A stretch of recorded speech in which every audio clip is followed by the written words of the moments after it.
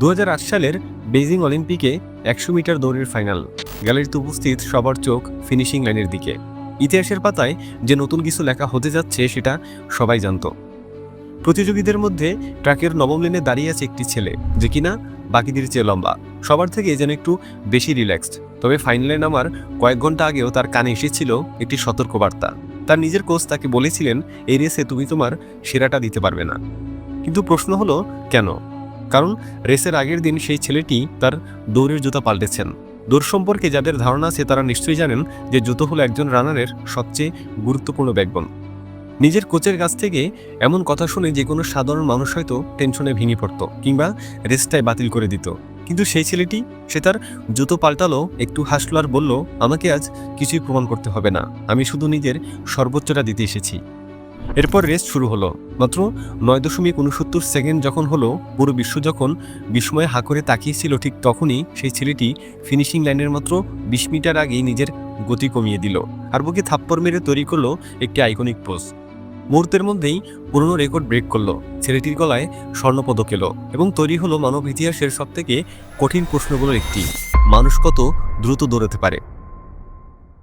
বন্ধুরা, আজ আমরা বলবো সেই মানুষটির কথা, যে কিনা এই প্রশ্নের উত্তরই কেবল দেননি, বরং প্রতিবার সেই উত্তরকে নতুন করে লিখেছেন, যিনি গতির সংজ্ঞা বদলে দিয়েছেন।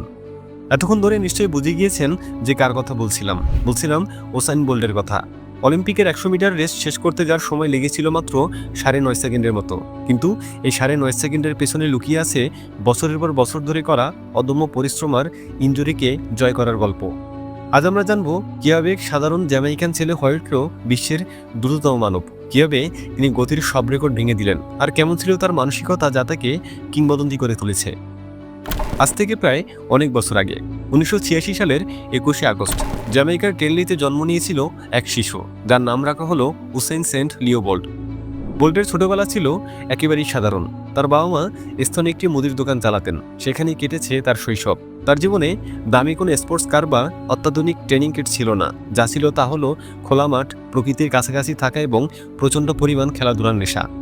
উসাইন বোল্ট শুরুতে দৌড়ের চেয়ে ফুটবল আর ক্রিকেট খেলতে বেশি ভালোবাসতেন। আর মজার ব্যাপার হলো, এই খেলাধুলার সুবাদেই তার আসল প্রতিভা প্রকাশ পেল। দেখা গেল তিনি যখন দৌড়তেন তখন বাকি সবার চেয়ে তার স্পিড সবচেয়ে বেশি থাকতো। দেখে মনে হতো তার শরীরের মধ্যে যেন অতিরিক্ত গতির একটি ইঞ্জিন লুকানো আছে। দৌড়ানোর এমন প্রতিভা দেখে তার শিক্ষকরা তাকে ট্র্যাক অ্যান্ড ফিল্ডে নিয়ে এলো। কিন্তু বোল্ট যেহেতু লম্বা ছিলেন, তাই কোচাররা প্রথমে তাকে 200 মিটার ইভেন্টের জন্য তৈরি করতে চাইলেন। শুরুর দিকে তিনি ছিলেন খামখেয়ালি, অনুশীলন করতে চাইতেন না, ডিসিপ্লিন মানতে চাইতেন না। তিনি ভাবতেন শুধু প্রতিভা দিয়েই সব জয় করা যায়। কিন্তু দ্রুতই তিনি বুঝতে পারলেন প্রতিভা হলো একটি চাবি, আর সেই চাবি খুঁজে পেতে পরিশ্রমের কোনো বিকল্প নেই। তবে তার জীবনের উত্থান এবং পতন দুটোই শুরু হয়েছিল খুব অল্প বয়সে। মাত্র 15 বছর বয়সে বিশ্ব জুনিয়র চ্যাম্পিয়নশিপে সোনার পদক জেতার পর উসাইন বোল্ট বিশ্ববাসীর নজর এলেন। কিন্তু ভাগ্য তার জন্য অন্য কিছু লিখে রেখেছিল। তিনি লম্বায় ছিলেন প্রায় 6 ফুট 5 ইঞ্চির মতো। এই অতিরিক্ত লম্বা শরীরের জন্য দৌড়ানো ছিল এক কঠিন চ্যালেঞ্জ। ফলে খুব দ্রুতই তার জীবনে আসতে থাকে একের পর এক ইনজুরি, বিশেষ করে তার হ্যামস্ট্রিং পেশিতে বারবার টান ধরত। এছাড়াও তার মেরুদণ্ডের সমস্যা, যা স্ক্লোসিস নামে পরিচিত, সেটিও তার পুরো শরীরের ভারসাম্যে প্রভাব ফেলত। এই ইনজুরিগুলো তাকে শুধু শারীরিক ব্যথা দিত না, বরং মানসিকভাবেও ভেঙে দিত। যখনই তিনি অনুশীলন শুরু করতেন, তার কিছুদিন যেতে না যেতেই আবার ইনজুরি ফিরে আসত। এমনকি 2024 সালের অলিম্পিকে ইনজুরির কারণে তিনি প্রথম রাউন্ডেই বাদ পড়লেন। এমন পরিস্থিতিতে তার মনে প্রশ্ন জাগলো, আমার কি এই খেলাটা ছেড়ে দেওয়া উচিত? কারণ তার প্রতিভা থাকলেও শারীরিক কন্ডিশন তাকে সাহায্য করছিল না। এই কঠিন সময়ে তার জীবনে এলেন কিংবদন্তি coach Glen Mills. Coach Glen Mills যেমন উসাইন বোল্টের প্রতিভা চিনতেন, তেমনই তার দুর্বলতা সম্পর্কে জানতেন, আর তা হলো ডিসিপ্লিনের অভাব। তাই কোচ তাকে স্পষ্ট করে বললেন, বোল্ট, তুমি বিশ্বের দ্রুততম হতে পারবে, কিন্তু যদি তুমি তোমার শরীরের প্রতি যত্ন না নাও, যদি জিমে এক্সারসাইজ না করো, যদি সঠিক ডায়েট না মানো, তবে তোমার প্রতিভা কোনো কাজে আসবে না। কোচ তাকে বুঝিয়ে দিলেন তার শরীর দুর্বল নয়, বরং সে নিজেই তার শরীরকে দুর্বল করে তুলেছে। এই কথা শুনে বোল্ট সেদিন একটু সিদ্ধান্ত নিলেন। তিনি বুঝলেন বিশ্বসেরা হওয়ার জন্য শুধু দৌড়লেই হবে না, জীবনধারাও বদলাতে হবে। এরপর থেকে তিনি জিমে অতিরিক্ত সময় দেওয়া শুরু করলেন। তার দুর্বল মেরুদণ্ড এবং পেশিগুলোকে শক্তিশালী করার জন্য তিনি রুটিন মেনে চলতে শুরু করলেন। যে জিমে যাও তার কাছে একসময় বোরিং লাগতো, সেখানেই এখন তিনি দিনের বেশিরভাগ সময় ব্যয় করতে শুরু করলেন। এমন কঠোর পরিশ্রম আর ডিসিপ্লিনের মধ্য দিয়ে যাওয়ার পর বোল্ট নিজেকে নতুনভাবে খুঁজে পেলেন এবং 2008 সালের বেজিং অলিম্পিকের 100 মিটার দৌড়ের ফাইনালে বিশ্ববাসীকে দেখিয়ে দিলেন যে গতি কাকে বলে। সেদিন ইনজুরির ধাক্কা আর দুর্বলতা সব পেছনে ফেলে তিনি কেবল দৌড়ালেন না, তিনি যেন বাতাসের সাথে মিলিয়ে গেলেন। ফিনিশিং লাইনে পৌঁছানোর মাত্র 20 মিটার আগেই তিনি গতি কমিয়ে দিলেন, পিছনে তাকালেন আর তার বিখ্যাত সেই পোজ দেখালেন। তবে বোল্টের কাজ সেখানেই শেষ হয়নি। মাত্র কয়েকদিন পরেই তিনি 200 মিটার দৌড়ে নামলেন এবং সেখানেও গড়ে তুললেন নতুন বিশ্ব রেকর্ড। প্রমাণ করলেন তিনি কিছুদিনের জন্য তারকা হতে আসেননি, তিনি ইতিহাসের পাতায় নিজেকে কিংবদন্তি বানাতে এসেছেন। উসাইন বোল্টকে বাকি প্রতিযোগীদের থেকে যা আলাদা করেছিল তা হলো তার মানসিকতা। যখন বাকিরা চাপ সামলাতে না পেরে নার্ভাস হয়ে যেতেন, তখন তিনি ক্যামেরার দিকে তাকিয়ে মজা করতেন।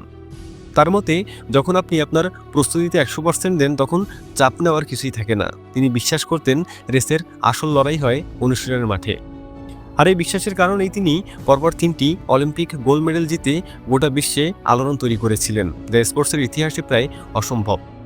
অবশেষে 2017 সালে তিনি অবসর নেন, কিন্তু অবসর নেওয়ার পরও বোল্টের গতি একটুও কমেনি। তিনি আমাদের শিখিয়েছেন জীবনের কোনো ফিনিশিং লাইন নেই। বোল্ট আমাদের বারবার বলেছেন, fear can slow me down, I don't limit myself, anything that your mind can conceive you can achieve. অর্থাৎ ভয় আমাকে ধীর করতে পারে না, আমি নিজেকে সীমিত করি না, আপনি যা ভাবতে পারেন তা আপনি অর্জন করতে পারেন। বোল্ট আমাদের শিখিয়েছেন জীবন একটি রেস এবং সেই রেসে ইনজুরি আসবে, বাধা আসবে, হতাশা আসবে, কিন্তু আপনি যখন আপনার সর্বোচ্চটা দিয়ে চেষ্টা করতে থাকবেন, তখন আপনার জয় কেউ আটকাতে পারবে না। সুতরাং পরের বার আপনি যখন জীবনের কোনো রেসে দাঁড়াবেন, তখন ভয় পাবেন না, বরং শান্ত থাকুন, একটু হাসুন এবং সেই বিশ্বসেরা মানসিকতা নিয়ে এগিয়ে চলুন, যা উসাইন বোল্টকে পৃথিবীর দ্রুততম মানবে পরিণত করেছিল। আজকের মতো এখানেই বিদায় নিচ্ছি, দেখা হচ্ছে পরবর্তী ভিডিওতে। ততক্ষণ পর্যন্ত সাবস্ক্রাইব করে নগর বায়োস্কোপের সাথেই থাকুন। Thanks for watching.